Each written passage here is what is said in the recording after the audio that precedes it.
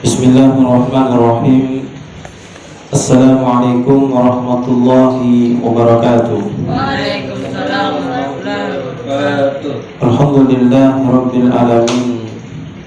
Wassalatu wassalamu ala asrafil anbiya'i wal mursalin, nabiyyina wa maulana Muhammad sallallahu alaihi wasallam wa ala alihi wa sahbihi wa man tabi'a bi ihsanin illa yaumiddin, amma ba'd.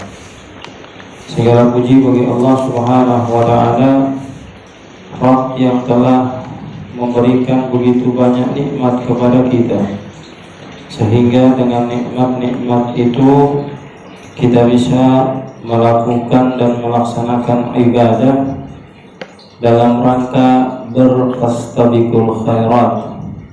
Mudah-mudahan ibadah yang kita kerjakan dari awal Ramadan sampai ke hari ke-8 ini mendapatkan keberkahan, keridhaan dan rahmat Allah Subhanahu wa taala, sehingga apa yang kita kerjakan tentu akan memberikan hasil yang nantinya membahagiakan diri kita setelah kita kembali bertemu dengan Allah Subhanahu wa taala. Salawat teriring salam semoga senantiasa tercurah terlimpahkan kepada junjungan kita Rasulullah Muhammad sallallahu alaihi wasallam, keluarga, sahabat dan insyaallah sampai kepada kita.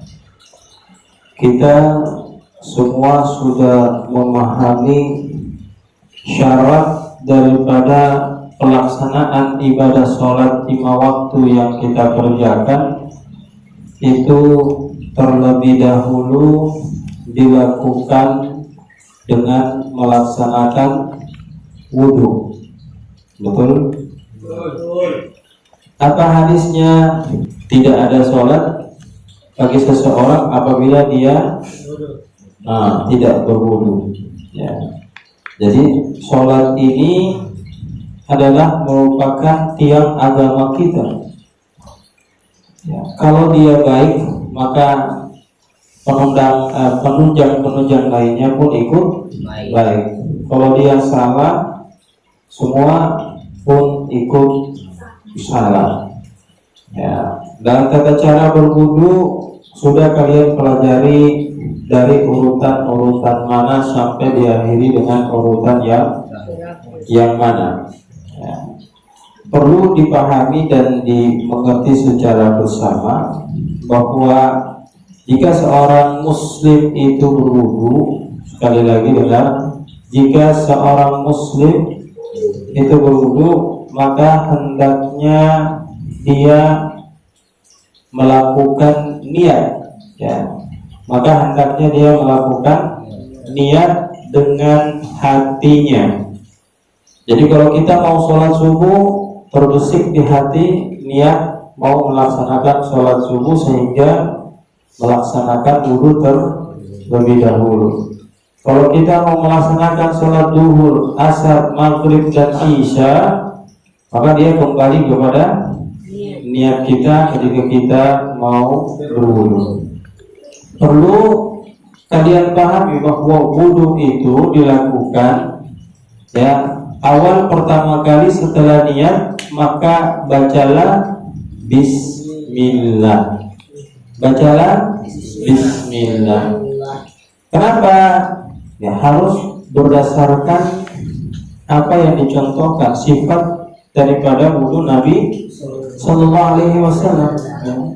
Dalam hadis dijelaskan la wudu'a liman lam yadhkur ismallahi alaihi. Ya. La wudu'a, tidak ada wudu liman untuk seseorang lam yadhkur ismallah alaihi, ketika dia tidak menyebut kalimat bismillah pada pelaksanaan wudu tersebut. Jadi sekali lagi coba dipahami dengan baik hadis dari Nabi Shallallahu Alaihi Wasallam yang diriwayatkan oleh Imam Ahmad dan disahkan oleh Syekh Al-Albani. Jadi la wudu aliman la wudu'a liman la yadhkur ismallahi alaihi. Tidak ada wudu bagi seseorang yang dia tidak menyebutkan bismillah pada pelaksanaan wudu tersebut. Ya. Kemudian kita disuruh wudu secara tertib, ya, sebagaimana yang kalian sudah pelajari, mulai dari cuci tangan, kemudian mensela-sela kedua jari, setelah itu berkumur, kemudian istinsak, ya, berkumur kemudian istinsak, kemudian kita lanjut ke membasuh wajah, setelah itu tangan sampai sikut, kemudian kepala disapu sampai ke belakang, kemudian kembali barengan dengan, ya, telinga. Selanjutnya kita menyuci kaki. Nah, itu tata tertib daripada pelaksanaan wudhu. Kemudian jangan lupa setelah kalian berwudu, ya, selipkan doa asyhadu an la ilaha illallah wahdahu la syarikalah wa asyhadu anna muhammadan abduhu wa rasuluh. Allahumma ij'al minat tawwabina wa ja'al minal mutatahhirin. Harus dibaca sebab ini memberikan keuntungan kepada kita. Apa keuntungannya? Orang yang membaca doa ini setelah berwudu, maka Allah membuka kepadanya 8 pintu surga. Dia mau masuk dari mana terserah dirinya. Nah, selanjutnya kita akan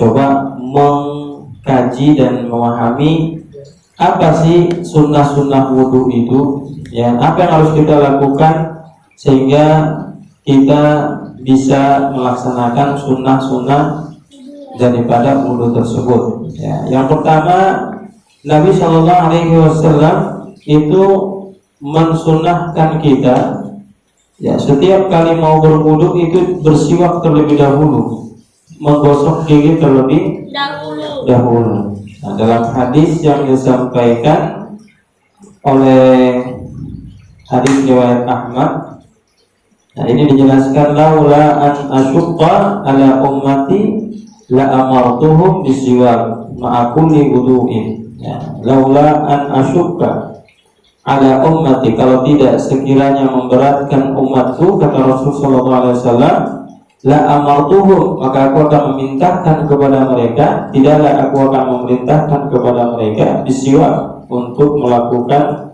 proses daripada pembersihan gigi, ya, bersiwak menyikat gigi, ma'aku diwuduin, di setiap wudu yang mereka lakukan.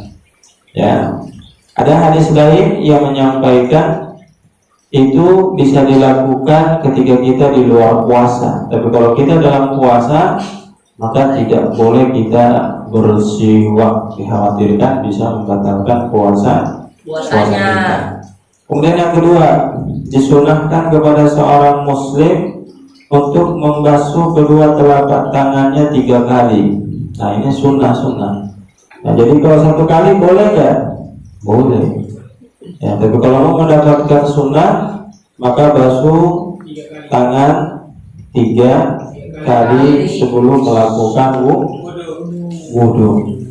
Ya, jadi kita diperintahkan untuk membasuh tangan ketiga sebelum melaksanakan wudu sebanyak 3 kali. Idza staiqadha ahadukum min naumi fala yakmis yadahu fil inahi hatta yaghlisaha thalathan. Ini berdasarkan hadis Nabi. Ya, idza staiqadha, apabila bangun, ahadukum, salah satu di antara kalian, minan naumi, dari tidurnya, fala yakmis yadahu fil inahi, jangan dia masukkan tangannya ke dalam bejana, hatta yaghsilaha thalathan, sampai dia mencucinya 3 kali. Wa innahu la yadri aynama batat yaduhu, karena dia tidak tahu semalam tangannya itu mendarat kemana. ya, lari kemana, merantau kemana, pergi kemana, dia nggak tahu. Maka cucilah tangan sebanyak tiga kali. Yang ketiga, disunahkan untuk bersungguh-sungguh dalam istinshaq, ya, yakni melakukan dengan kuat, ya, melakukan dengan kuat sampai kita benar-benar rasa di kepala itu airnya kita tarik itu masuk sampai kerasa. Cuma kalau puasa jangan, ya, ini di luar puasa. Selanjutnya ketiga, membasuh wajah. Disunahkan untuk menyelah-nyelah rambut yang ada di wajah, ya, ini rambut yang ada di wajah, ini rambut. Kalau kalian rambutnya di wajah, ya, rambut kalian di wajah, Kepala. Kalau saya ini maksudnya ini namanya rambut di wajah. Nah ini juga rambut di wajah, ya, bagi yang sudah punya. Ini rambutnya di wajah. Kalau danda rambutnya wajah. Nah ini rambut alis. Nah, jadi di apa?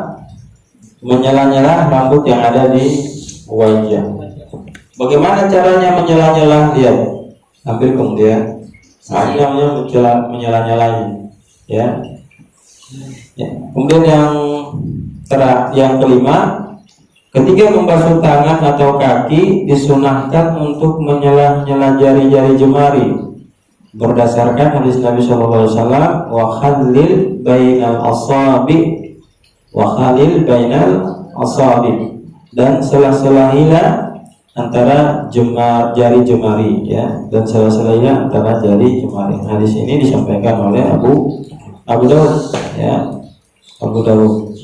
Kemudian yang keenam, disunahkan untuk membasuh anggota wudhu yang kanan terlebih dahulu, kemudian dilanjutkan ke yang kiri. Lalu yang terakhir, disunahkan untuk membasuh anggota wudhunya 2 kali atau 3 kali, ya, tidak boleh lebih dari 3 kali. Adapun kepala tidak boleh diusap kecuali satu kali. Nah, itu disunahkan untuk tidak berlebihan atau tidak boros dalam menggunakan air wudhu, ya. Jadi jangan sampai kita melebihi ketentuan yang sudah ditentukan oleh Rasul Shallallahu Alaihi Wasallam. Ya, sebab dalam hadis yang diriwayatkan Abu Dawud itu dijelaskan, man zada faqad asa'a wa dhalam. Ya, saya ulang, man zada faqad asa'a wa dhalam. Apa artinya? Barang siapa, ya, menambah atau melebihkan dari proses wudu melebihi 3 kali yang ditentukan Rasul Shallallahu Alaihi Wasallam, maka ia telah berbuat buruk dan zalim.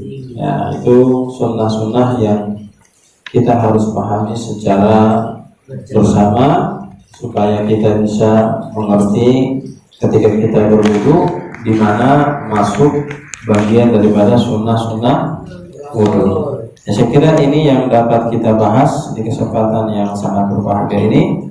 Mudah-mudahan memberikan manfaat untuk kita semua. Kurang lebihnya mohon dimaafkan. Billahi taufiq wal hidayah. Assalamualaikum warahmatullahi wabarakatuh. Waalaikumsalam.